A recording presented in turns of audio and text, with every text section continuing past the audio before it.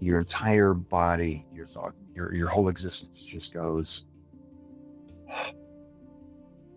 it's going away. Oh no, Right. like, and then you start grabbing for it and start trying to get your hands back on it again.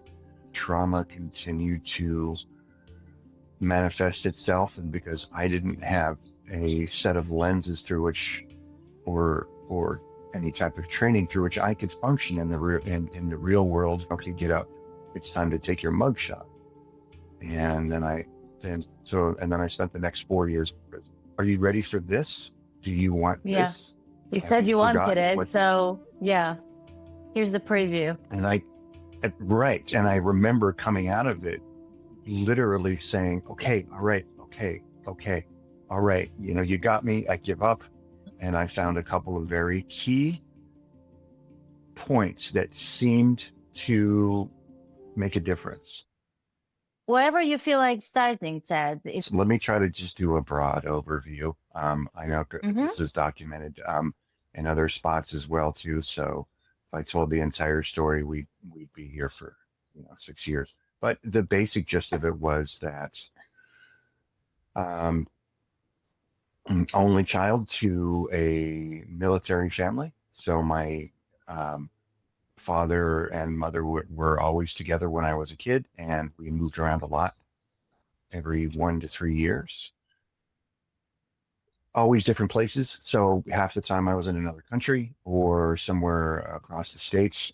My parents were both functioning alcoholics, which I didn't really understand until later. And my mother had gone through some very, very, very extreme abuse as a child.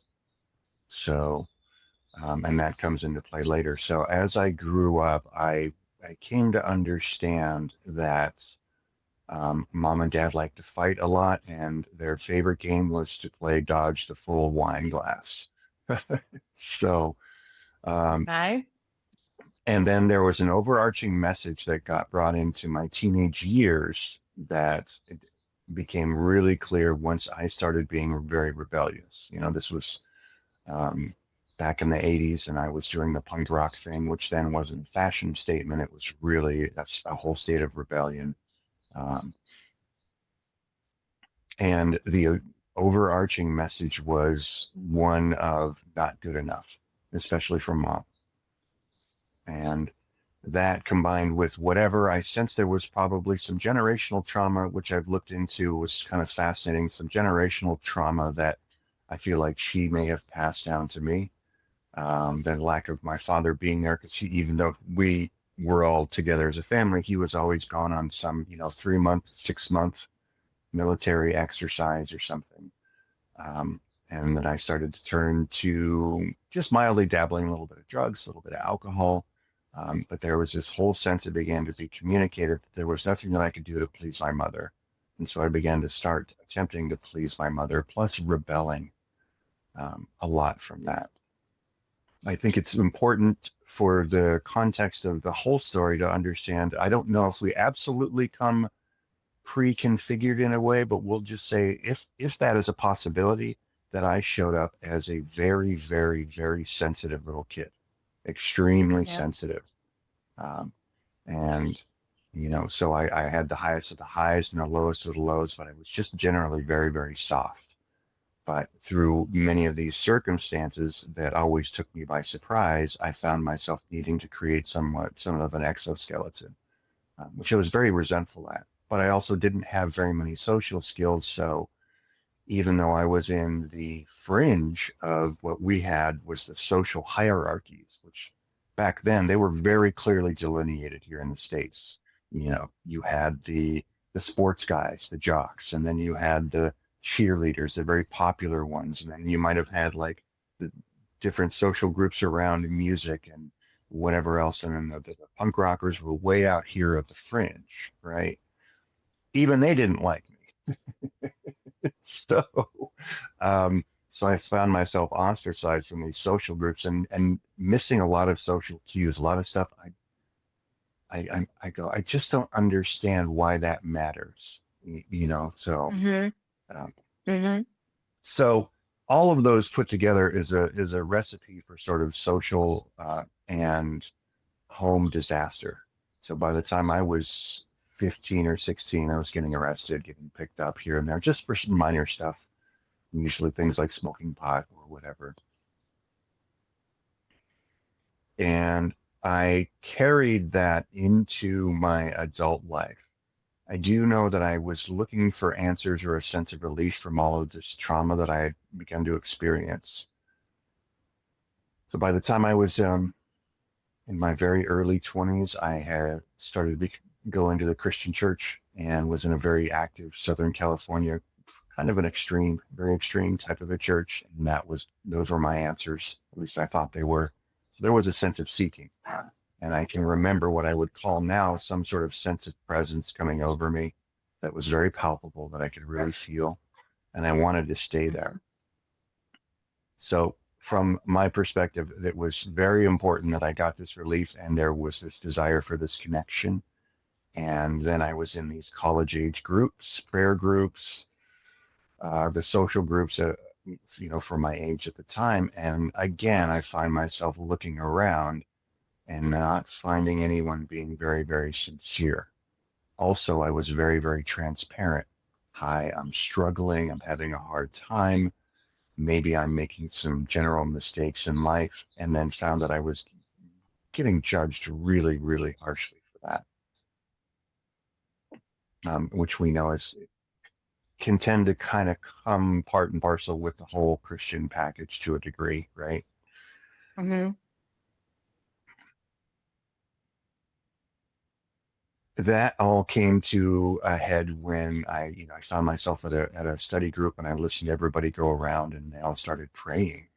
And I didn't see or hear any sincerity. What I heard were things like them, basically my interpretation was them talking to the other people in the room, but in the form of prayer. And the one Mm-hmm. one that really stuck out was some gal talking about, while she was praying, that if she could only get this job that she was really looking for, and she went into great detail about the job.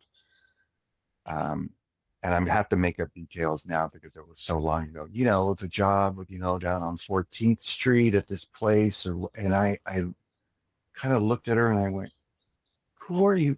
Who are you talking to? He already knows. So you're not really talking to him.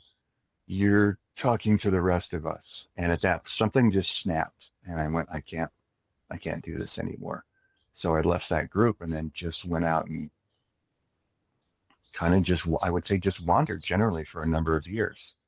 And through that, the trauma continued to manifest itself. And because I didn't have a set of lenses through which, or any type of training through which I could function in the real world in a productive way, I started getting into more and more trouble. Um, and that eventually led to, um, there were some nice spots too. I started going to the raves in the mid 90s where I got into a lot of psychedelics and had Mm-hmm. some really tremendous experiences there, which really sort of clued me into like my first true non-dual experience was at that time. Of course, I was on a fair amount of, I think it was mushrooms, but Mm-hmm. the way that left me feeling was indescribable. And I'd never experienced anything like that before. And it was just like what we hear in videos now. I'm assuming that everything was probably a bit more amplified because I was very high. um, but there was no me, there was no you, there was just everything had collapsed. Everything at this point had a very sort of a warm glow to it. I couldn't sense anything that was separate from me. And what went along with that was this huge sense of relief. It just felt like home. I just you just your entire body, your thought, your whole existence just goes. And I was with a small group of my friends, so they were high too. So I was probably babbling an awful lot of stuff that was really probably didn't make a lot of sense. There's a lot of talking about God and how amazing he was, and this is amazing. Um, And I can I ask because you, what was it like when you, at the time when you were taking mushrooms and having those experiences? What was happening with you when you came out of those experiences? Were you like, okay, I need to find out what this is about, or like what was happening sort of in the aftermath of taking those psychedelics, if you remember? I do. So because those times, that one specifically was a very, that one really, that particular experience really stuck out. I don't know if it ever returned back in that, um, with that intensity. My initial reaction, because we were all hanging out in this park for a number of hours, was as I could feel it as it was starting to slip away. My initial reaction was fear and a great sadness because I had this sense I knew I was returning back to normalcy. So I had not driven that day. A friend of mine had, and my girlfriend at the time and I got into this truck, and I was in the back, and I can remember feeling like I was getting pulled away from the most amazing experience Mhm. ever. And it was about a 3 hour drive home, and I cried.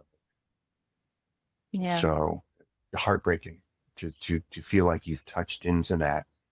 Oh, I know that seems to be this is how things really are, and now I have to go into this dualistic experience. But I didn't have any any type of context or any type of framework to understand what that was. And so I think Hmm. my brain logged that in as that is a state that you can only get into under the right circumstances with the right um, uh, substances. So Right. I don't think, I didn't do any deeper digging or pursuing or anything like that for years, probably almost close to 2 decades before it actually, maybe Hmm. about 15 years before it ever actually did anything. Everything was moving along. It seemed to kind of move along fairly normally because the type of stuff I was doing, things like ecstasy or the mushrooms, that's not an everyday type of drug. So it was go out on the weekends and work my regular job or whatever during the week, and everything was just sort of cruising along for a few years, and then we were sitting around at an after party. I was a DJ at the time, and a few of us had just played a party, and then we went back to a friend's house to just hang out. It was early Sunday morning, and he was smoking this strange substance off of a piece of foil. And I sort of went, "What is that?" And he didn't call it heroin. He called it something else. He had some nickname for it. And I was sort of intrigued. And I said, "Let me try that." He goes, "You sure?" And I said, "Yeah." So I tried it and exhaled, and all my problems were solved. Oh my God. Not literally, of course, but there was this sense of where have you been my entire life? This is absolutely amazing. And then I said, "What is that?" And he said, "It's heroin." And at that point, I went, "Okay, can I have some more?"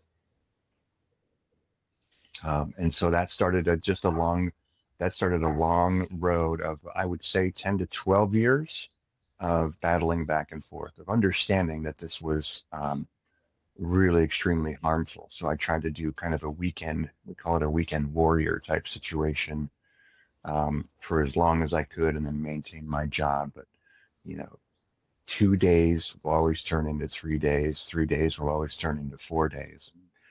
And that heroin's pretty strong. So by the time it's got you into the third day, it does have your body addicted to a degree. So then you don't initially feel terrible. It's not like in the movies where you're just throwing up everywhere and you're green and sickly. You just feel like you have a really bad cold, and something in the back of your head says, "Well, it's fine, but I don't feel terrible, but also I don't feel as good as I did for the last 2 or 3 days. Let me just grab a little bit more just for another day." And that's how the entire progression starts. So that took Um, 12 years for that to run its course. And of course, it got worse. And there were times of kicking the habit entirely. I might go sober for a year or 2 years and then plummet back into the addiction and fighting it back and forth. In the meantime, I'm not making any sort of forward strides with my life on an external basis. You know, I'm not getting houses and cars and things like that. I'm just trying to sort of maintain. Mm-hmm. Um, what I'm not aware of at the time was that that particular type of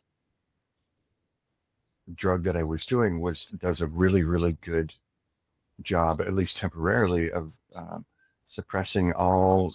It's a great trauma suppressor. So I had no idea that I was walking around with this just tremendous amount of trauma. So all I knew is that when I was on it, that I had a really, really, really good sense of well-being. And then when I wasn't, even if I was sober for long periods of time, I just had a vague sort of general sense of existential discomfort. I just don't feel good in Yeah. my own skin, you know. So that, I mean, all that progressed, and it got worse and worse and worse. And when Mm-hmm. you're doing that, all of this stuff's very expensive. So you're working to try to just keep up your supply. Your tolerance is always going up. So you always need Mm-hmm. more. Eventually, the amount of money that you make isn't going to be enough. And that's not even taking into account the fact that your performance is going to be affected at work. Right. Yeah, and you're ducking out to the bathroom every 30 minutes or something to get high again. And at that point, I was tattooing on people. I remember uh, what we call nodding off on people in the middle of the tattoo, with my hand doing Oh. this and then coming right. Um, the last boss I had that fired me for that finally put two and two together that I was getting high, and we're sitting in the shop together, and he's looking right at me, and I'm unaware that I've done it. He goes, "I think we need to cut you loose," and I'm like, "Well, why would you need to do that?" And I didn't know that I nodded off because you're still sort of vaguely conscious. So Mm-hmm. just because you just nodded off on me, and I sat up and I went, "No, I didn't." So I mean, uh, and in my mind, I hadn't. He's just like, okay, you got to go. You're out of here.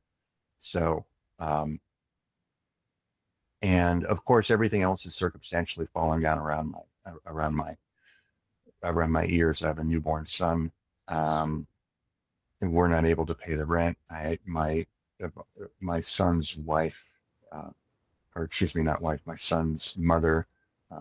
I've also introduced into this stuff, so she's struggling as well. We're having a really, really hard go of it. And underneath all of this, I would say that there's this deep sense of despair. Yeah. This doesn't feel right. This isn't me. I'm not this person. But also, I can't figure out how to I don't know anything snap out else. of. Right. Yeah, I don't know anything else. I don't know how to do all of this. This is all very, very overwhelming. And that led to a couple of suicide attempts with drugs. Once it had gotten really, really, really bad, the shame would come down. This trauma that I was carrying from childhood reactivate, and I knew at that point in time that the only thing that I really wanted was just relief, and that seemed to be the ultimate sense of relief of like I. And I'm looking at all of the events in my life and going, okay, this is a failure, this is a failure, this is a failure, so on, all the way down the list. It's obvious I'm no good at this, right? Okay, I can accept that fact, but also I'm in a tremendous amount of pain. I know. How about I'm just not here anymore? And that whole sensation, that deep despair, seemed very, very inviting. And so there were two separate, very specific attempts where I tried to overdose, both of which I was very, very surprised that I didn't. I did the math years later, and I went, "Oh, that should have been more than enough to, to finish the job." Yeah. And I've heard stories of overdoses where people try to take their own lives, and then that becomes some sort of catalyst where they come out of it, and there's something very dramatic that happens, and Yeah. it turns them around. And not always, but many times you hear that, and it turns them around, and they have a new outlook on life. Mine was the exact opposite. I can remember coming to in a hotel room, not knowing how long it had been, and it was after the second attempt, and the room was destroyed, and I'll spare you the details on that. But basically, I woke up when I came out of it, and I woke up mad, angry. I'm, I'm still here. This, just furious that I was still here, and I was out of dope because because I used it all the night before. But but seriously, I was in a rage, and just I'm like, okay, I can't even get this right. I can't even. So you're seeing if as I'm illustrating, there's this overarching, like there's a desperation, but there's also this not good enough flavor that's coming through all of Yeah. this from child. Yeah. Everything I'm trying is only confirming what I was taught by mom or from my Yeah. child, and the weight of this is Yeah. piling up. So it eventually turned into a massive meltdown, and I went into a blackout of sorts, and tried to break into businesses that I didn't want anything out of. I don't remember. It was a blackout, and came to with the police dog chewing on me, and I had run through this a, like a glass door, a window, something, trying to get away from the cops who are now in this building, and they set the police dog on me, and I came to with the dog on me and the cops all around me. And then I passed out again and woke up in surgery because I had all this glass in my face, and then went out again, woke up, and it was the deputy kicking me, saying, "Okay, get up. It's time to take your mugshot." And then I spent the next 4 years in prison. So And yeah, what was it's that like? I don't think I've ever spoken to anyone who was actually in prison, so I only know what it's like okay. to be in prison from the movies. Some of them get it right, some of them don't, and it's different depending on where you're at. I'm here in California, so there are been any number of movies made about it, and there are some spots where it is that bad, and it's very racially. It's drawn. Everything is drawn along racial lines. So that's the first thing that you understand, because there's three main groups of people in there. There would be Mexicans, there would be African Americans, and there would be whites. And those are very, very delineated, and you get told about the rules, and um, how all that works, and how we interact with each other, if we do interact with each other at all, and the consequences for breaking those rules can be pretty severe. So, and the reason that's important really to the story here is that when problems do happen in a prison that's set up like that, we don't. If I have a problem with somebody from another race, uh, we don't go into a cell and have like a little one-on-one fight or something. It's If we can't resolve it, it's everybody against everybody. So it's a riot. Um, right, right. So I think that's something I could probably sit and tell stories about um, endlessly, but basically we'll say it's an extremely violent place. There are a lot of drugs in there, and you learn a lot of etiquette. It's also where the people are surprisingly the most polite people ever. Pardon me, excuse me, thank you. Because what if you bump somebody else? What if he's had a bad day? What if he's gotten a letter from his wife that his wife is leaving him? What if he's in the first year of a really long sentence and he's having a bad day? What's to stop him from just attacking you, right?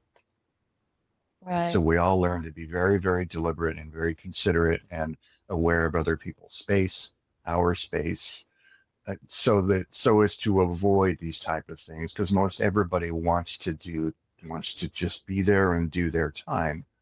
Um, and so you have a lot of people walking around being fairly considerate of each other until they're not. Which I find so fascinating in terms of like the opposites coexisting in one place, you know, that Mhm. such a violent place and yet so much kindness and politeness, and regardless of why it was there, you know, it's just to see these completely two completely different attitudes coexisting in the same place. I find it really fascinating. But I'm really curious about what was it like for you? What were you feeling like day one? Mm, And then okay. how do you even how do you even find yourself in a place like that? What's going through your mind? What are you experiencing emotionally when you're there? It's kind of a mixed bag. Part of me said, of course, this is the next logical progression of how your really successful life was going. You know, of course, you were going to end Yeah. up here. There was a sense of Mhm, resignation. I'm like, mhm. yeah, I felt this coming for a while. A deep sense of despair, of course. From an, there was a whole range. There was a whole spectrum because from another sense, there was a whole sense of relief. There was a reset. Um, I didn't have to try to figure my life out. Yeah. I did, you know, 3 meals a day and, you know, a roof over my head and a good amount of time. They had given me 4 years. So, uh, a good amount of time to sort of sort things out. But then also my son was very, very young. And how is that going to unfold? And, you know, the heartbreaking things that happened, you know, thinking about my son who I was very, very close with. Um, and I think what I do with there, what anyone does in there is that there was just, even with all this despair and everything, you try to find a way to distract it, you know, with any and everything necessary. And it's pretty challenging when you're in an environment like that where you don't have lots of sights and sounds and shapes and colors and events and things. You know, you might have some TV, you might have some cards, you might have a yard you can go out, you know, and exercise on. Maybe it's concrete, maybe it's dirt, you know, depending on where you're at. So you find ways to, I was finding ways to distract myself. And now that I don't have a coping mechanism, I'm experiencing these really tremendous waves of emotion. But emotions aren't something that we want to display in an environment like that where people are very predatory. So the other Right. option is to get into the politics of it all. And there are politics in these type of things, you know, whether they're racially aligned or around drugs or people wanting to create hierarchies and be more important. And that very small, sensitive, soft person, I think I sensed that I needed to create a persona Wow. for Yeah. protection, To you know? survive. Yeah. Yes. So then it became, you know, lots of exercising. I'm pretty tall and over 6 foot, and lots of exercising and then shave my head and get the look and then start to walk the walk. And this was my first and only time there, but by the time I'd been there for 6 months or a year, people thought I'd probably been there a bunch of times because I had the whole thing, just the whole act just down. And I didn't realize it till much later, that it was out of survival, you know. So I Yeah. just wanted to blend in and be one of the guys, you know, be one of the tougher guys so that I didn't have any problems. And it worked. Necessity is the mother of invention, right? Is it? Yeah. Yeah. So that's also, so that was, you could say that that was the lowest point of the story and also the highest point. So at about halfway through my prison term, I was sitting out on there was a baseball field there where we were at. I had now been moved to a lower security type of prison. We had access to a baseball field, sitting on the bleachers with some friends. And I looked down, and um, there was a book on meditation. It's interesting. And I asked my friend about it, and he says that Is that yours? He said, yes. I said, can I borrow it? And I knew that I was really, really drawn to it. And I couldn't really tell you why. Somebody had mentioned meditation a few years before then that I knew. I think I made some half-hearted attempts, but I really didn't know anything about it. And I found this book and I took it back to my cell. And it was just a sort of a broad overview of different types, a very sort of generic beginner level meditation book for people who are curious if you want to try to get into it. And I got into it and found it just fascinating and read it over and over. And in the back of that book were a list of other books. And the one that appealed to me was it's a well-known book now, The Three Pillars of Zen.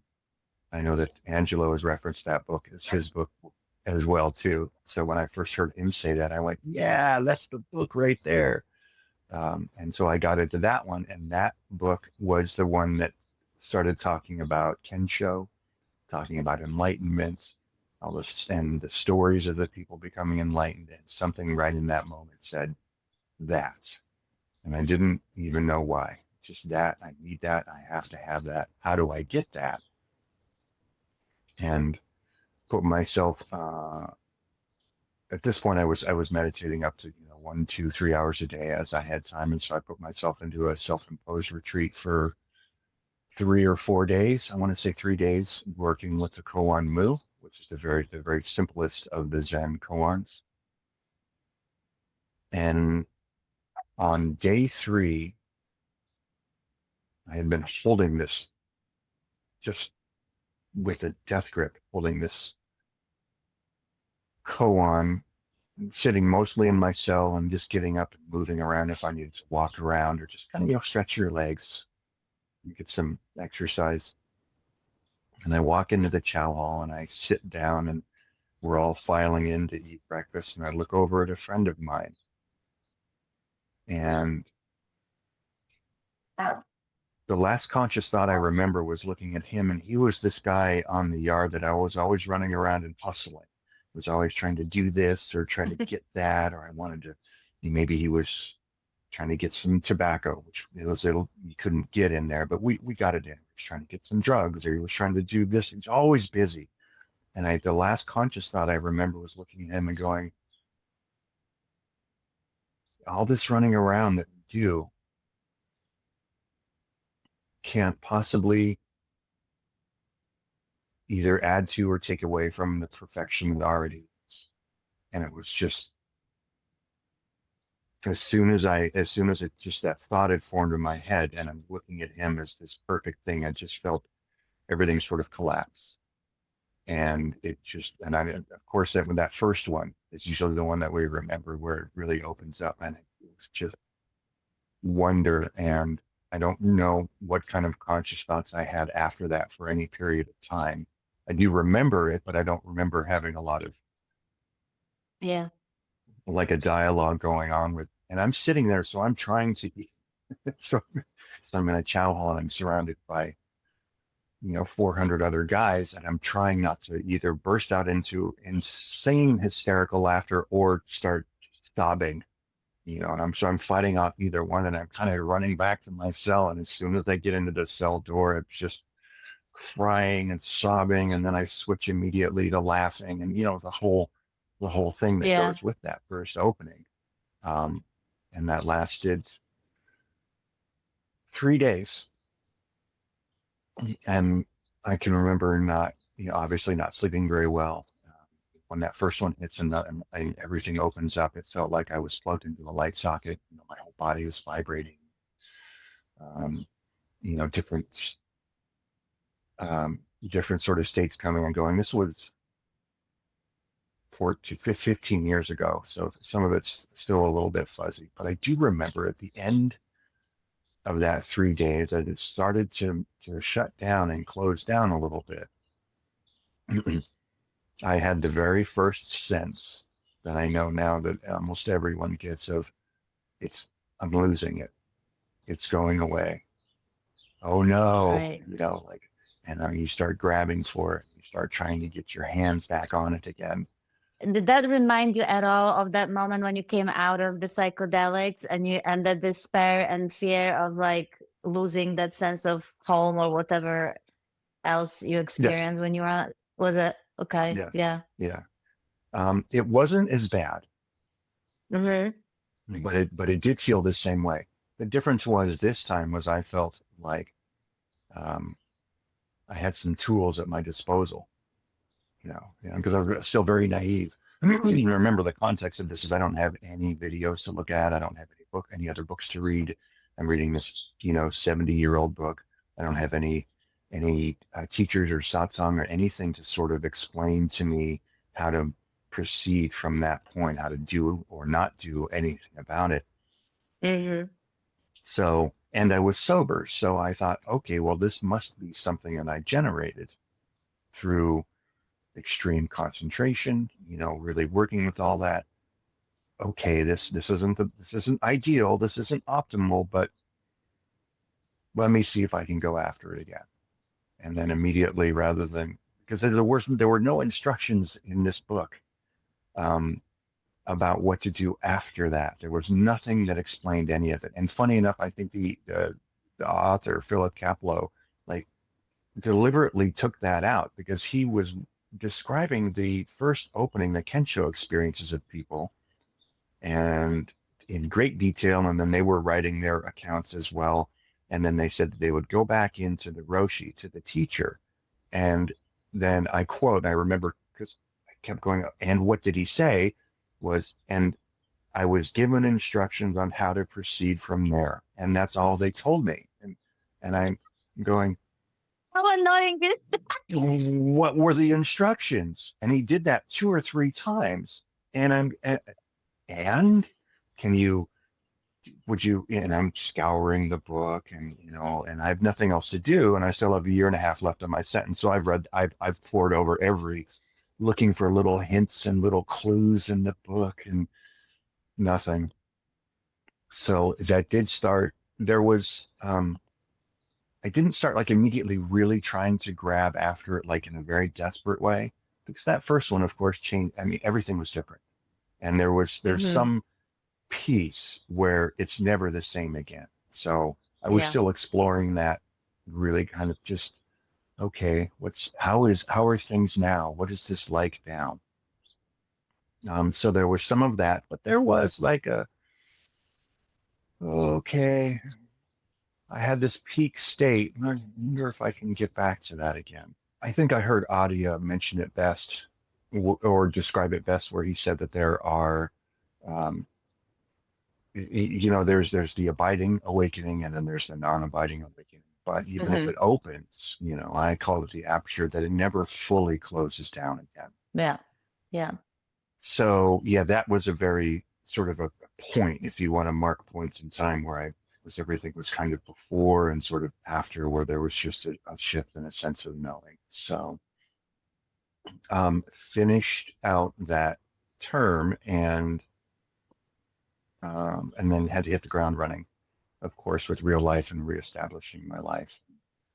And that, ended up being a little chaotic because I was relearning a whole bunch of stuff.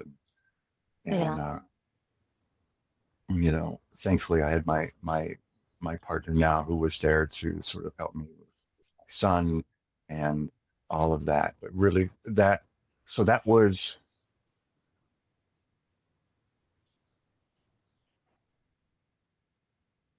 15 years ago. And I would say that 15 years in many ways was almost worse than having, um, than all the stuff that had happened before. Because, I can't say I'm surprised, but I can't wait to hear as to why you say so. well, I didn't know anything about communities. This was a while ago when there was just a few speakers on YouTube. There weren't a lot of resources available. I was extremely busy with circumstantial, just making sure that life was starting back up again. And I had really no frame of reference for what to do from there. Mm-hmm. And the most important part is I had a huge amount of unresolved trauma that was still in there. So I'm still carrying these perceptual filters, these identities, these almost what I call now like a meta identity with me. And so I'm responding to life better. There's not but still making an awful lot of mistakes. And then also as things are kind of going just somewhat up and down for me in terms of just how I feel about things or whatever, still I'm still referencing what it felt like back then for the first opening, and then just that vague sense of discomfort is still there, and no amount of opening or meditation, which I found some time for, really did anything. So I found that's when I really began, I would say, the seeking journey of Mm-hmm. this doesn't feel complete. I know that this doesn't feel complete. And then the more videos I watched or the more books I read, I started to really understand that that was just that first opening was just that. It just opened, closed, or it was a first step. And there was so much more to go after that. And I would check my Yeah. own experience and go, yeah, I still feel like, there's definitely a really solid sense of a person here. Mm-hmm. And I just don't really feel good a lot. And so the seeking went on what seemed like endlessly. And I discovered a sort of a teacher that I reached out to, but I don't even know how to describe this. I was in a sort of a state of denial or needing or wanting to place myself somewhere on this hierarchy of awakening, right? How we talk about the I stages. hear I came you. from, I hear you. yeah, yeah. And I came from Zen, and they have way more than three stages.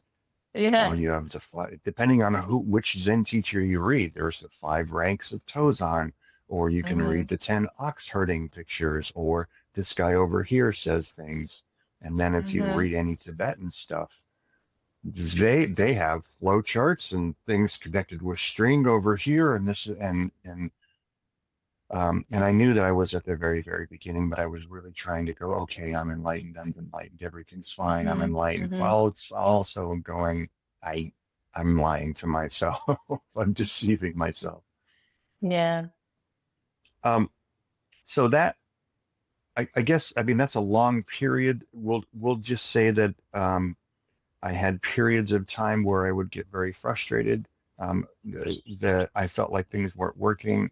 I worked with the teacher sporadically, very, very briefly.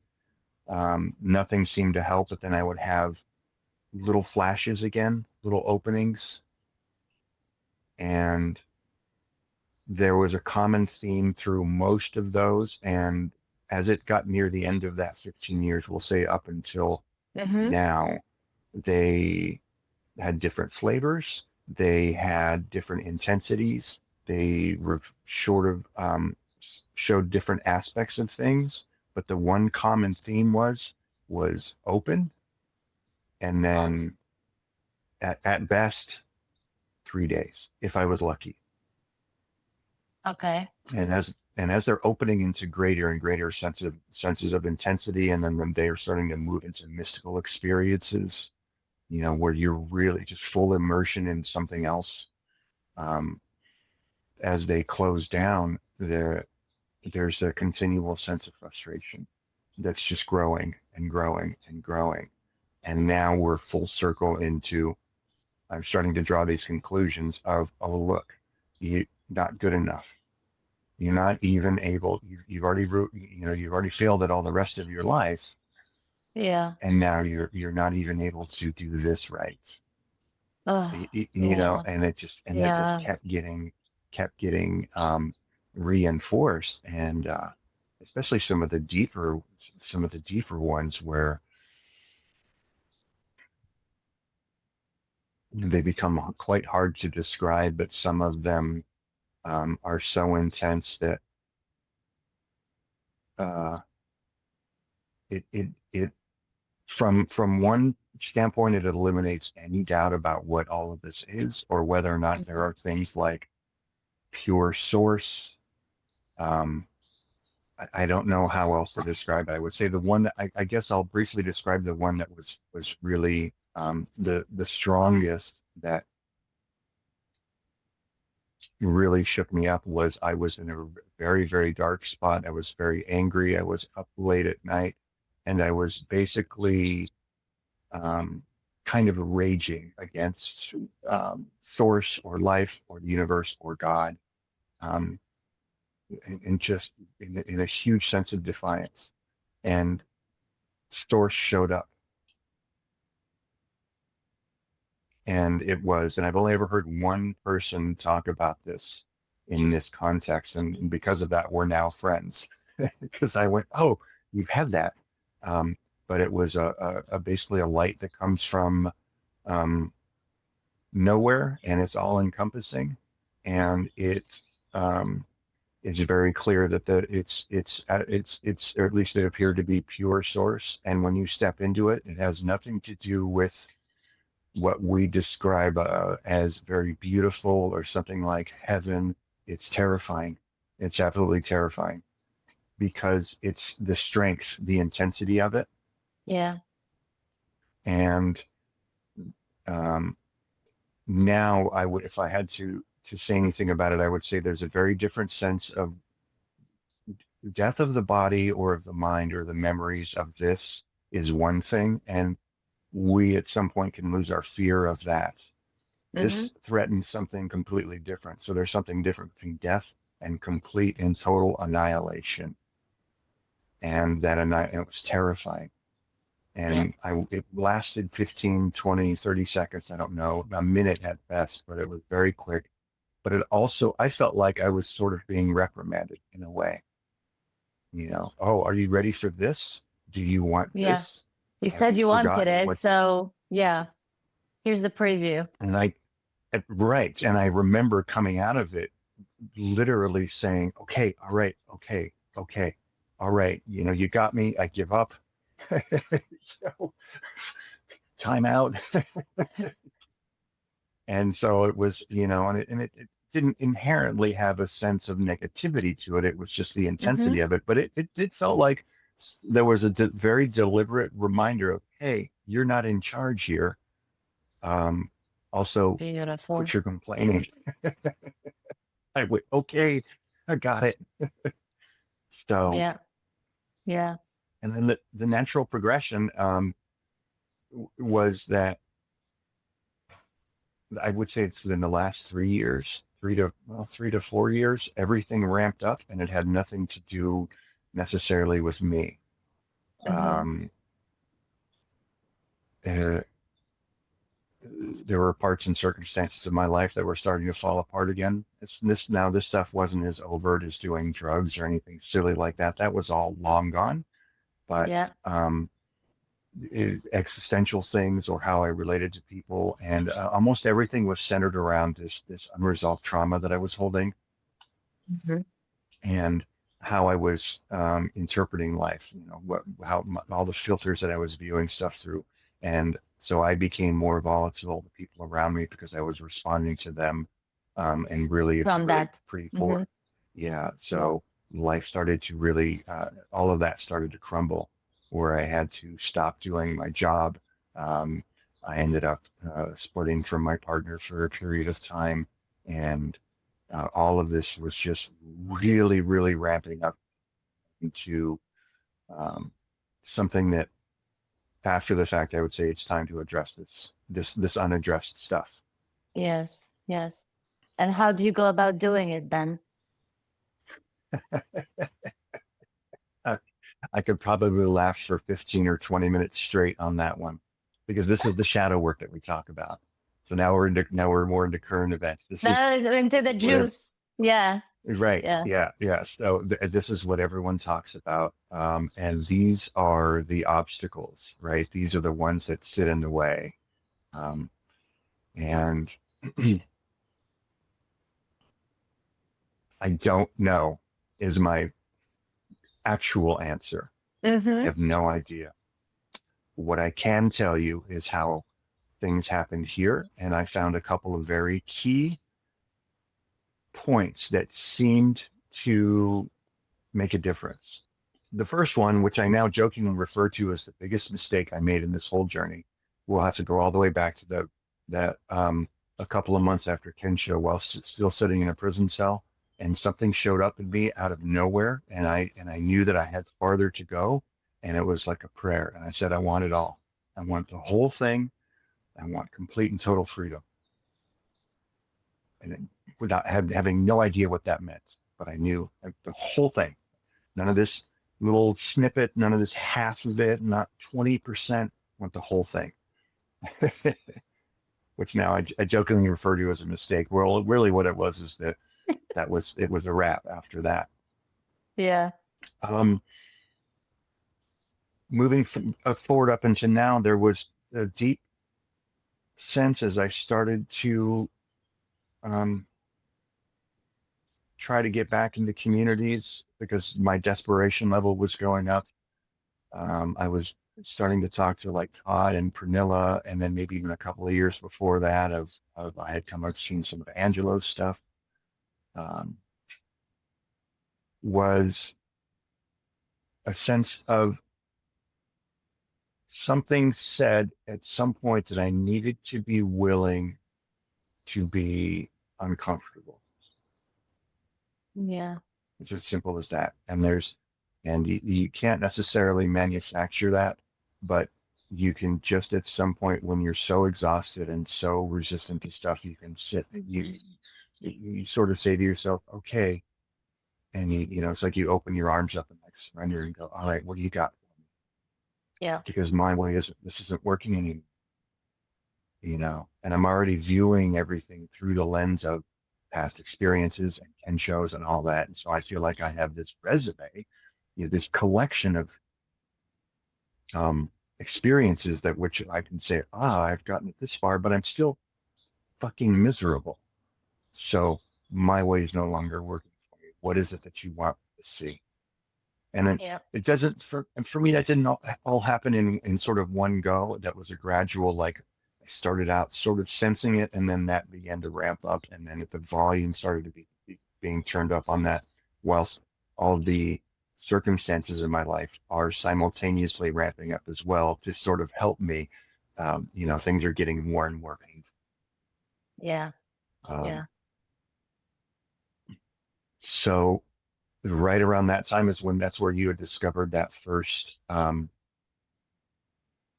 the very first interview with Brunella, I had moved out. I'm in an apartment by myself, completely isolated, and I just had nowhere else to go. So I joined this group. I started talking to them and had a few kind of fiery outbursts in some of the Zoom meetings. Very like I told Todd and Brunella to turn off turn the recorder off, which is an option that they offer, and just let them have it.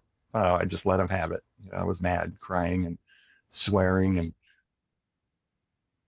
and that started to break things. And I was given this mantra that by Pernilla where it said, she said, I want you to just repeat this to yourself. And I was expecting something very exotic, maybe something in a different language. She Mm-hmm. said, your mantra is very simple. She goes, I love myself and I'm safe. Well, okay, sort of a letdown there, but that's at this point I'm willing. There's a greater sense of willingness to and desperation. So I worked with that for 2 or 3 days, 4 days. Things started to happen. And I started to see through a little bit of it. I reported back to Todd and Pernilla. That's where you see that very first interview. She said, great. Something said to keep working with it. And I started to feel something coming on, and all I'm really doing is the action.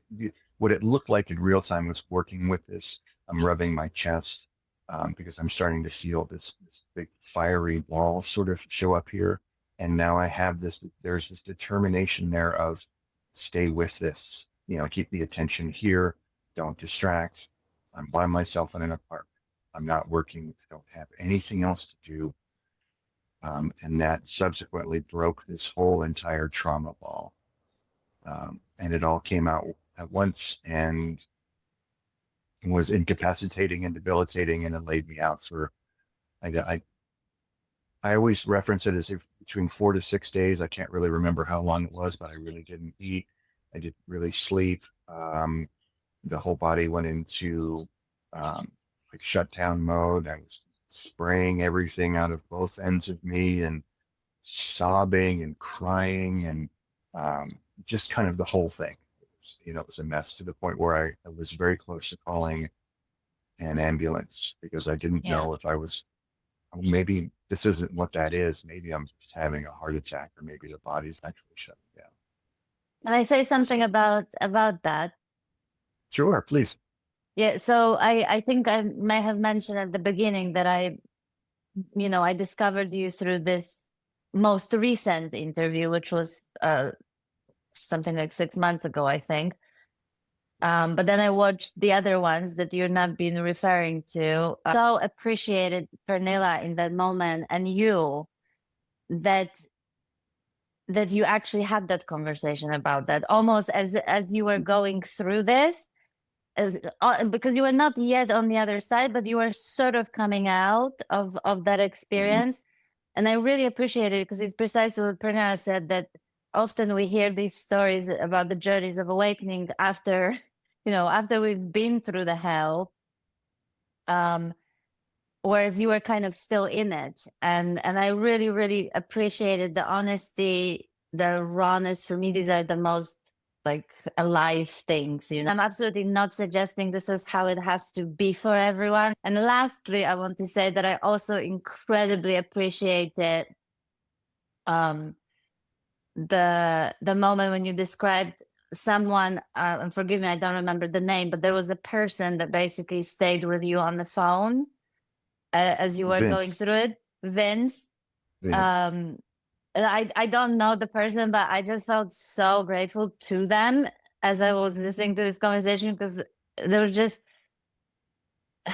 it was almost like someone witnessing literally your dying process, Mhm. and that to me was just, oh, I actually don't have words to even describe it, so I'm just gonna move on. But I was just so grateful that this was like holding space on another level, going to toilet with you on that phone and hearing all the sounds and all of that. So anyway, I just wanted to say that because I can't tell you how much I appreciate that conversation, and that you were both willing to have it. It was actually, it was also Vince's suggestion too, as things were, I was sort of coming back to, my bodies are getting some sense of normalcy. And he said, you want to record this. And he's friends with Pernilla too. And he said, reach out to her, do another interview because you're going to forget all the details. So that was, excellent on his part. Again, I went, yeah, that makes a lot of sense. I said, let's do this right away.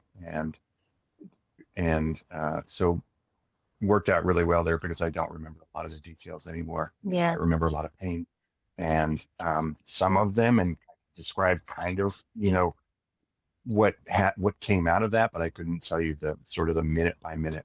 And also, Yes, of course. I do want to reinforce what you said too.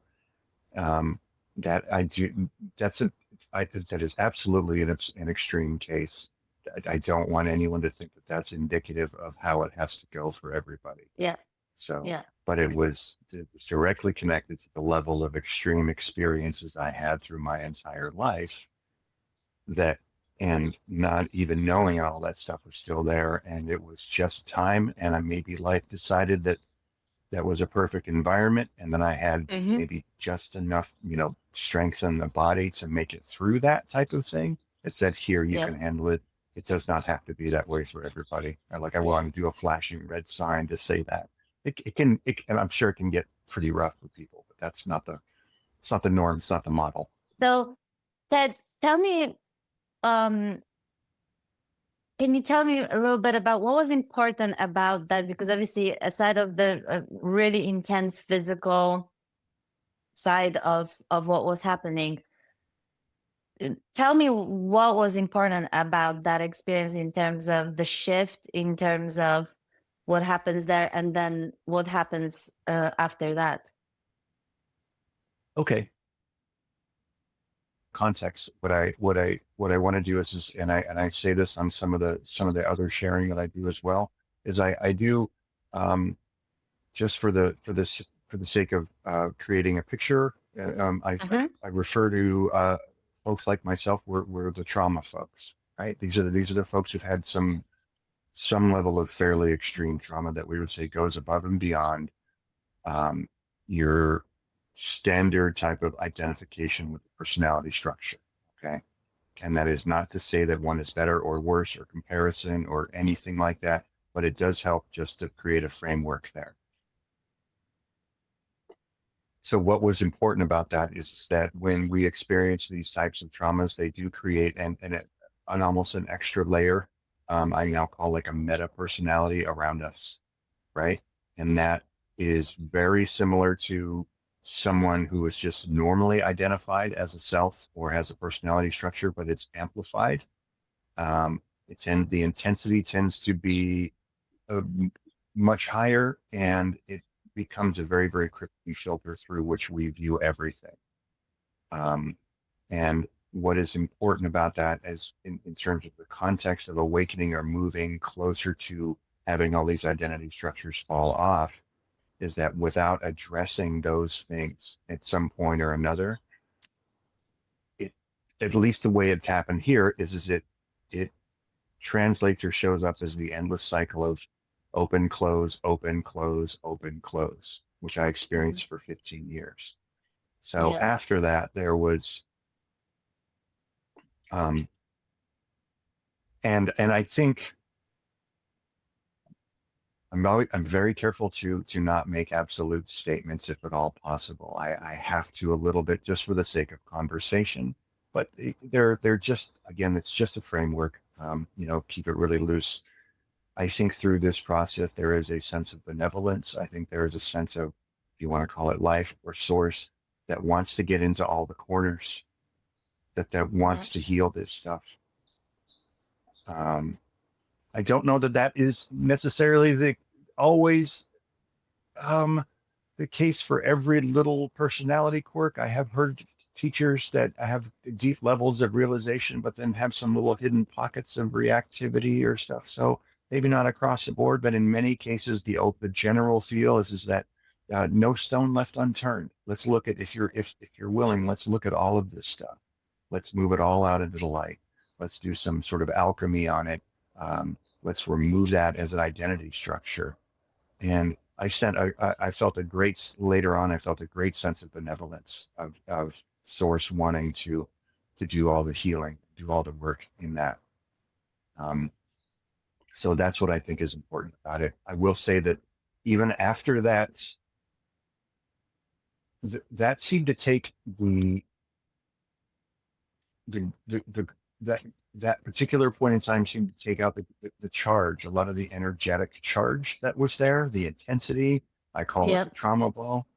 And I didn't discover up until far more recently that there was still a what I would call a structure in place, an identity structure. And so, if you want to view it as a ball that's like this, it's very hard and whatever, and it's got some energetic charge to it. It, Yeah. most of that can collapse or reduce or whatever, but I have to make something up for you. There's Of still course. the Yeah. Go ahead. thing, there's still the thing that held that ball in place. It's an identity. And even though it may be mostly emptied out, Yeah. um, or it may be very thin or very flimsy, there was still sort of a trauma structure there. So the next couple of years after that, I was on cleanup. It wasn't nearly as bad. Everything had been dramatically reduced. So the clarity um, continued um, to increase. The reactivity started to decrease, but there's still an identity structure there. It's very similar to how you might describe when someone first sees through the illusion of self, Yeah. and there's a direct apprehension of it, and they Yep. understand that. Now, remember, the teachers way down the road will talk about there's that really deep, like the whole thing that no self, right? Then that disappears entirely, that it was seen that was never there, right? Very similar. So if we want to call that first one sort of dealing with all of that stuff, back here, there's still a trauma structure that has been created, you know? Yep. And it wasn't till very recently that um, I was really blessed to watch that collapse entirely. And what happened in between that point, which is what, 2, 3 years ago, and now, was I would have little pockets, little hidden bits, little things that would trigger me, little things that I was kind of holding, those really went in the realm of desires. Things like the way I specifically felt the direction I wanted my life to go. Yes. Some of it was centered around deep attachments and relationships to people, and it needed to be this way or that way. And Right.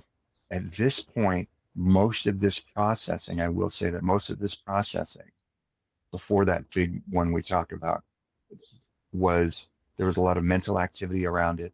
There was a lot of having to write it down and connect it back to mom or dad or this thing happened or prison. And there were a lot of words surrounding it. And then as this sort of content gets emptied out, it's no longer necessary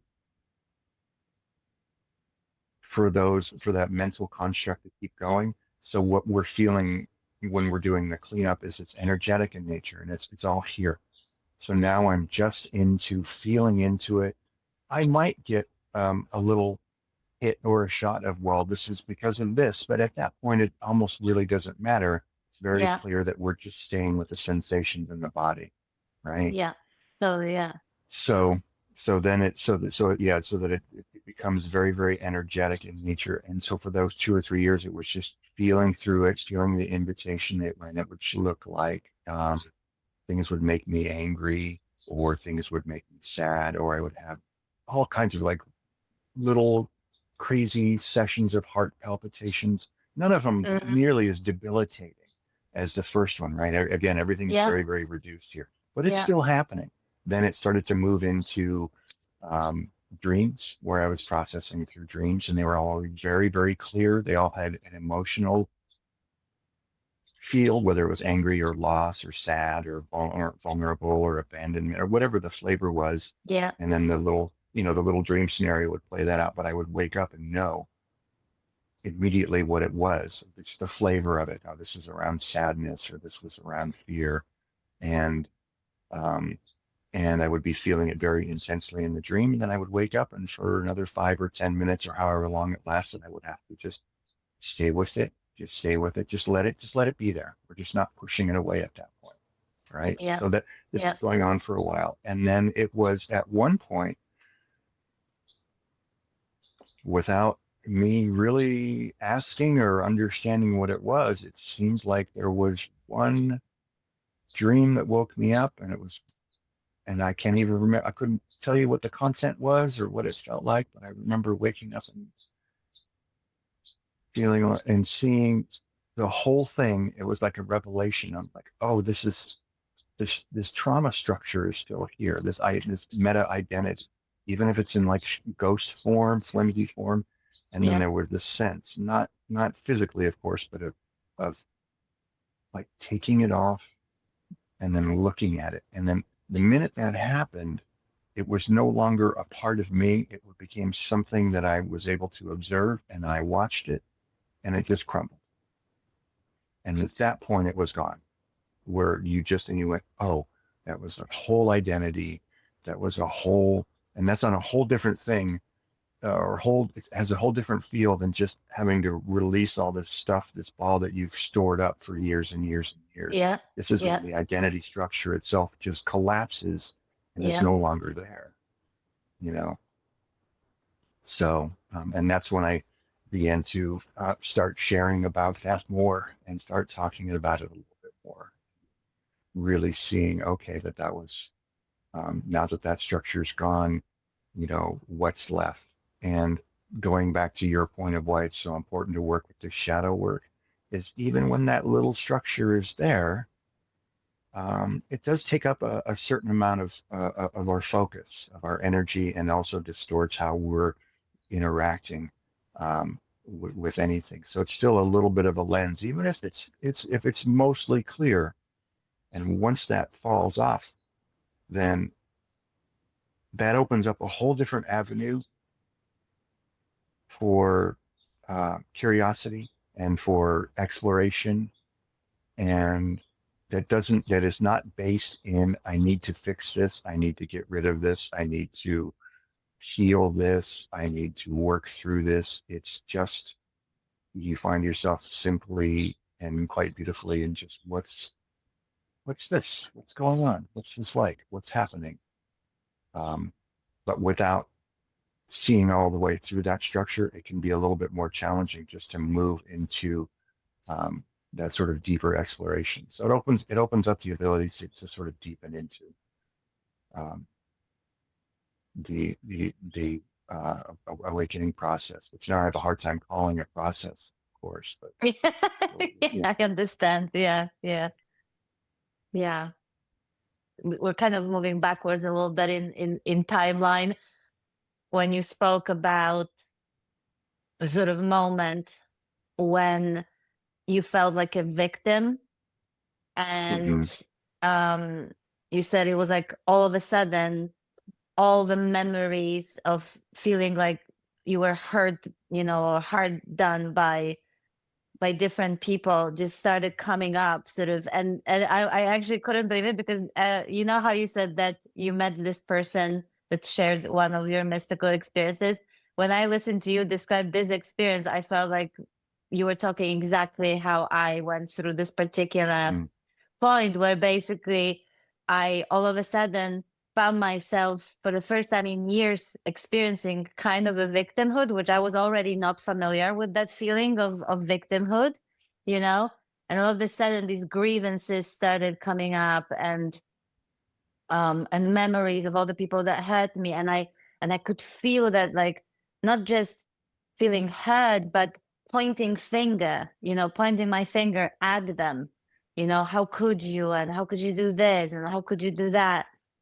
And and I again, we can only speak in, I mean, it's only one massive metaphor, to be honest, everything we're sure. saying, but like, you know if I could use a metaphor, there was like a moment where basically that finger that was pointing at those people started turning, just sort of turned around, you know and I was like, all of a sudden, I was the perpetrator. I was literally seeing myself doing the very same things, or at least displaying the very same qualities or attitudes that the very people that I was pointing finger to. And this was actually one of the most devastating to me. This was like, what some people would refer to as like ego death, or like clashing all these memories coming up, and seeing, and you described it also as like, I think you described it as a slideshow of things Hmm. coming up in that conversation with Prerna. And I just couldn't believe how similar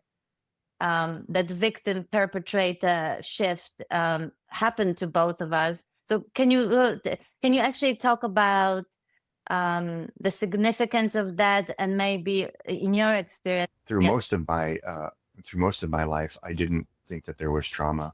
I knew that I was resentful of my mom. We'll use this as an example, but I assumed that that was just normal life.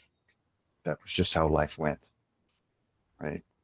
So no, there's no awareness of that. And then as things like meditation and inquiry and all of these things that we've described before start to create a little bit greater sense of clarity, and then you're starting to attack some of those more superficial identity filters, and you start to go, wait a minute. Or I would have my partner say, "That's your mom talking," when I would have some sort of outburst. Um, Mm-hmm. and it sort of slowly started to dawn on me, well, maybe there's something here. And then, so now I'm moving into just a sense of things weren't correct and that I might be the victim. So that's part one, right? Okay. Yep. And then there's the moving into that. And that's sort of its own little thing where we have to go and we have to acknowledge all those feelings. And then we Mm-hmm. want to, and we feel very, very innocent in that. And we're hyper focused on just that. Yes. And I think there's an unspoken message that says we're convinced that we're not deserving of these things. And in some sense, yeah, you could say that that's true. But in another sense, that maybe not so much, and that all of these people out there have ruined everything for me. Mm-hmm. And I think right at that point, right there, when we're got that finger up, I think that's where a lot of things like conventional therapy, stuff that doesn't involve inquiry or meditation or anything along this, I think that stops a lot. Yeah, or at least it appears to be from my experience of it, is that stops there. Um, Yeah. and then that becomes another fixed identity that we can stay into, and then we can spend the rest of however long running around blaming people. But you're still, we haven't unpacked both sides of it yet. We haven't really looked at any of those yet. And now what we've done is now we've just reinforced, or maybe even possibly created, a brand new victim identity. And if it Yeah. stops there, in terms of an awakening process, that can become very challenging to move forward into greater clarity. Yeah. The second movement that happened for me, where because now I'm being completely stripped down of all defenses, the body is shutting down, as I started to see all the times that I was horrible to other people and all the predatory things I did. And there was a list, my list was probably way longer of my offenses than what my mom had done to me. You know, and I had to look at all of those. And then that was the hard that was I think the hardest one, was to look at each one of those, to feel into that. There was shame and judgment and all sorts of really, really uncomfortable feelings connected to each one of those. And like you had described, I was getting them, you know, as many. I was surprised at how many that I remembered, Yeah. and how they Yeah. all the ones had to come up, and it was just this. And something said, "Can you feel through this too? Are you, can Yes. you just, sort of be there and just allow this stuff to be there?" So that would be, it's like we'll call it three groups. So there's the first one where we become aware of the other people, what they did to us. Then we become aware of what we did to other people. And this one here, this is my favorite one. This is where it does all sort of wrap up, and um, this is where we start handing out passes to everybody. Yes. When I mean, Yes. Yes. this is when we start giving everybody. And for me, what I began to see was is that there was an endless loop of, this had been done to my mom, and then that had been done to me, and then I had done to other people, and then the whole thing, and I couldn't find a point in time where I could lay blame on a specific entity, on a person or a place or anything.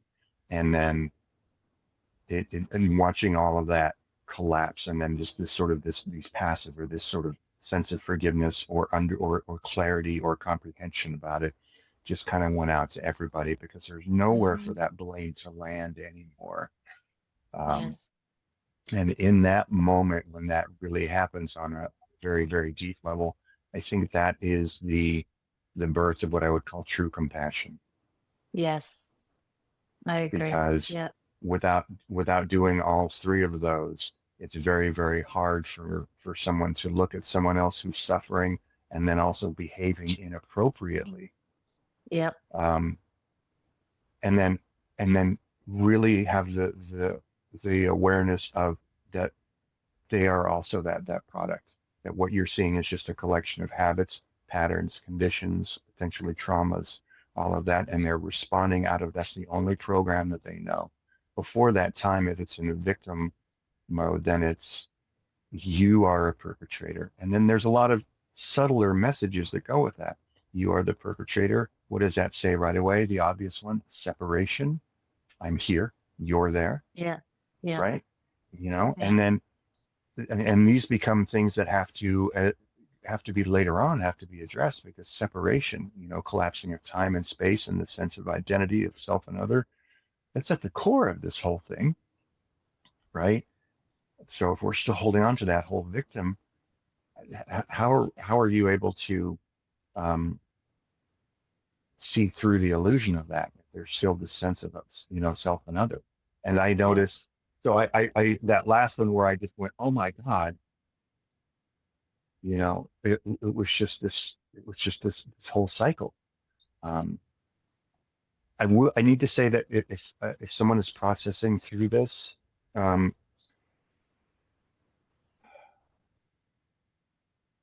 there's a place for anger in this. There has to be a place for anger, and I know that many Totally. people, many folks may or may not want to get into things like non-dual language or repression of emotions, or gauge themselves on uh, how little reactivity that they have. Those at that point in time when we're deep in the middle of this unpacking Has the to be shadow said. work and whatever Yeah.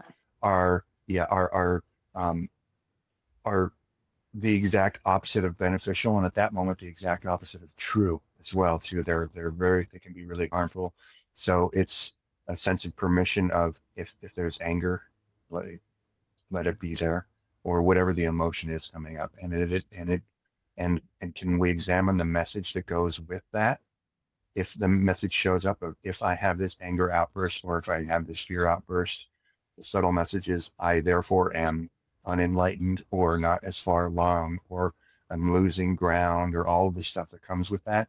When the exact opposite is true, that there's actually greater clarity, and there's a greater invitation, and all of these things are just asking to come up, Okay. and then to be met Yeah. and felt through, and then released. So you're not actually regressing. It's actually, if you have to use these terms of progress or regression, it's actually progress. So Yeah. yeah, so that's really important. And I think what I'm discovering later on is that I found, moving into a little bit deeper Hmm. aspect of this, that I was able to, I noticed when there's what we would call unity consciousness, or non-dual experience that we see, or if we want to use the Feder models, that you see time and space are the two that collapse in that. There's also Yeah. identity structures as well too, but um, uh, and time seemed to be very, very easy for me. Of just not experiencing time, or experiencing time in a completely different way, or not feeling the effects of time at all. Space Hmm. was a completely different animal, because space was the distance is what creates safety for a trauma person. I'm over here, you're over there. If I can, also, with space collapses, an invisible, sort of a perceived invisible wall, that's a barrier that um, switches it from the known to the unknown. And Yeah. when it gets into the unknown, that can communicate an uncertainty. Also, there's the subtle message that can come along, that it came along with me, of, why would I want to move into anything that's like unity consciousness or having space collapse? Because it's that unknown that brought me every fucking single bad thing that ever happened. And that's on a Yeah. very deep energetic level. So that's a little bit farther down the road, after after a lot of the stuff is dropped, is I've really noticed, watching um, that there seemed to be, for a long time, a residual sense of actual space, and I had Yes. to go Yeah. back and connect the dots into some more safety. And um, where was there anything left? Was there any residual anything here? And I found most of it was connected to that trauma structure that we talked about. And once that collapsed, then everything's seemed to be much, much, much easier. So Yeah. Yeah. I just want to say that a few things that, as you spoke, that I also appreciate is that when we spoke about meeting both the victim in ourselves and the perpetrator, they're both equally important in that. mm, Right. And and at least, as I listened to you, I kind of realized that the reason, because for me, the victimhood ended with the first awakening. I could mm, absolutely not, I was not able to blame anyone for anything, mm, because I saw the sort of inherent innocence in myself, in the way I function as a human, and I saw it immediately in everyone else, and then mm-hmm, I had this whole thing that, like, so much of what was creating my suffering was in narratives about people or situation, and they were sort of creating the way I perceived them, right? But then this really profound, very liberating insight turned into a coping mechanism after 2-3 years. It was a hiding place, you know. So this is where I also resonate with what you were saying, where although it's for different reasons we didn't see trauma. For me, it was like, it's all just a story. The trauma is just a story. It's all, you know what I mean? It's all right. Yeah. So I lived, and just like you, I didn't have reference point. I didn't know anything about stages of awakening. You know, I didn't know any, I never considered myself even a spiritual person, you know.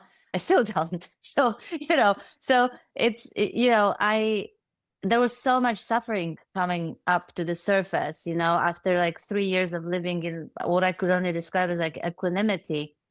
For me, it was like if someone mentioned trauma or childhood wounds, I would literally wanted to tell them to bugger off, you know, because I was like, you're just lost in the story.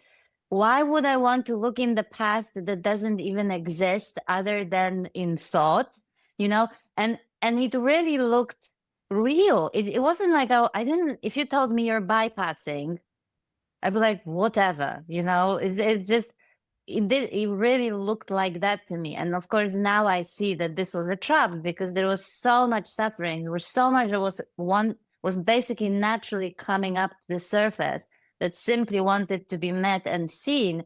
And I kept on like, you had your mantra for Pernilla. I made my own mantra, which was like, it's just a thought. It's just a thought. And I'm thinking like, well, if you knew it was just a thought, you wouldn't even have to say this. Just like if you knew that there is no self and actually lived from that, you would never have to say that there is no one there or there is no self, right? So this is to me really fascinating. I'm glad that we talk about it because this is the bit where I've seen this now multiple times when a genuine, profound shift at some point turns into a hideout. You know, it's like a hiding place. It's a sort of a coping mechanism. So I didn't want to hear about trauma. So I think when I had like a massive emotional breakdown, where also like after about 10 years, my body just basically said enough, you know, like that's enough of trying to numb it and suppress it. And,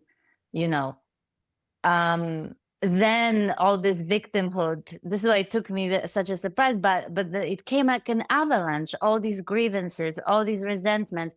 And now I can see that the reason why it came as an avalanche, it was because it was continuously suppressed for all those years. So, you know, so this is why, you know, I'm saying that it was really important to even allow myself to be the victim in that moment, to feel that victimhood, to feel those grievances fully, you know, before that finger, you know, turned around and I saw myself as the perpetrator, you know, like both those things were really important, you know? Yeah. So that brings up a really important thing here. So when we watch videos or when we talk to other people or we read books, and I think it's even more prevalent once we get into this subject, maybe beforehand with all of this stuff, we don't necessarily have a language for it, but then we start getting into spirituality and non-duality. And all of a sudden it's like ammunition. We have a million different tools. And when I mean tools, I mean the language, the actual language.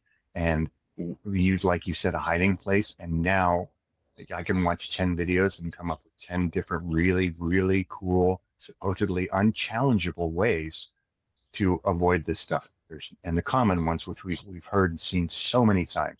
There's nobody here. There's no self. Mm-hmm. There's just to the point where it's nauseating. You know, I hid behind those. Absolutely. So guilty. You know, guilty as charged. Yep. And everything is set in setting or time and place. When we hear teachers talk about these things and speak about the absolute, yes, is that true? Yes. Is there anybody here? No. Is this a mystery? Yes. Is there no, so on, so forth. However, the thing I want to bring up is that I think in early on, I think we can adopt language um, that makes us feel better, that, in a weird way kind of dampens our trauma, or like you said, you call it a hiding place or whatever. And then there's a subtle message that says, if I even say anything that's like along the lines of identification, right, then that's an enlightenment, or I'm moving backwards, or I'm no longer non-dual. And I'm just starting to share about this in a video that I did. It's important when I think we're moving through this stuff to um, to really get rid of all of that. That all of that has to go out the door. That we can use any and all languages that and any type of modality that we can. I'm not saying this as clearly as I wanted to. That it actually does need to move into what we would call very identified language, where we are saying I and me and you and them and victim. And all of that has to, at some point, be acknowledged and just laid out in that sort of map, because that's where it lives. It's still, that whole chunk of us is still living in sort of identification. So it's completely okay to do that. Within a certain setting. And then later on, after that stuff's moved on, then we can move back into, if there's a direct experience of it, then we can start playing around with, is there actually a self, inquiring into the self. But at some point in time, none of that very nice spiritual language is appropriate. And I think it's actually more harmful than anything. This is why it's worth talking to other teachers or people who basically, traveled through these areas, because when we're in it, we don't see that genuinely. So this is why I also, I see innocence even in that. When I, for example, was caught in this hiding place of, this is all just a thought, but you can replace it with, there's nothing, it's all an illusion, it's all empty. You can, anything can become that, what I, like, for whatever reason, call the hiding place. Yeah. But absolutely anything. And the other way to call it maybe is like a landing place, where you get stuck. Sure. Right. Or what I sometimes call like swapping one identity, like this conditioned identity, into transcendent identity. That's a whole other thing. The identity of an awakened person, for example, like that comes with the list of rules and regulations as to what the awakened person should be like, and so on. So yeah, I think you nailed it. If at any point in time that one feels the need to, if you're in reactivity, so you need to defend it or explain it, that's going to be an indicator. Maybe look at that. If you have to go to that point of saying, well, but there isn't anybody here, yeah, then that's an indicator of something, especially if there's any type of emotional charge with it, from you as the explainer. If something feels threatened, the presence, awareness, just this doesn't feel threatened. yeah, yeah. It's the identity structure that's going to feel threatened. It's the identity structure that's going to say, hey, don't touch this area, don't poke right there. And I've seen it countless times in different social media settings, and watched people go at each other. All you have to do is look at any comment section of any established teacher and just watch them go at it. And there's no judgment, of course, but there's there's an indicator where everyone's sending up a little flag saying, this is still triggering to me. This is totally. So the identity structure is still going, don't go there. The other trap, and it's connected to what we were just saying, is that when you mention, trauma or anything to do with wounds, childhood wounds or something like that, or with the body, well, who is traumatized, right? And who is actually looking at it, and so on, right? So this becomes this other, and then your body is really, there's this living with the split, because you're saying those things, that they are true, but your actual experience, if we were really willing and honest about it, is completely different, right? Which is why yes. honesty as a spiritual practice is not to be underestimated, quite honestly, as far as I'm concerned. Because when you realize how, for me, it was one of the biggest insights of this journey, just realizing that even though I have a reputation for being a very direct and honest person, generally speaking, I, it was only through this journey that I learned how, especially after the first awakening, and especially after that first shift became the hiding place, I became a bit like a robot and really disconnected even more from my body, and I was not even able to be honest with myself about how I was feeling. I just wasn't able, Sure. Yeah. you know? And so this is why I appreciate honesty. And to me, like, if we can make honesty as like, if you don't know what spiritual practice to do honest, that with honesty with yourself, because it's actually, it sounds simple, but you learn very quickly that it's actually not easy, you know? No. You know, I would call it, if you had to engage with anything, the two things that seem to be the most important were Hmm. that deep willingness to be uncomfortable. Can you say that to yourself? That's gigantic. And Gigantic. if you can't, that's okay. But it's just something to kick around, something to, that can be a mantra. Also looking at stuff with what I call a ruthless but gentle curiosity. So Yes. it doesn't give way at all, but it also doesn't push too hard, too fast. It's just a lot of am I sure? Is this true? Am I done?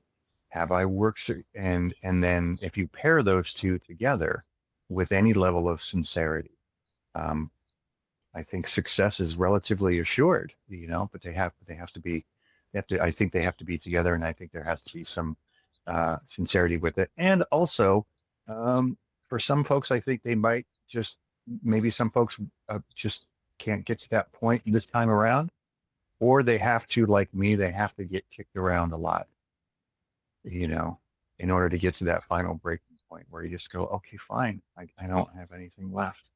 What do you want to show me?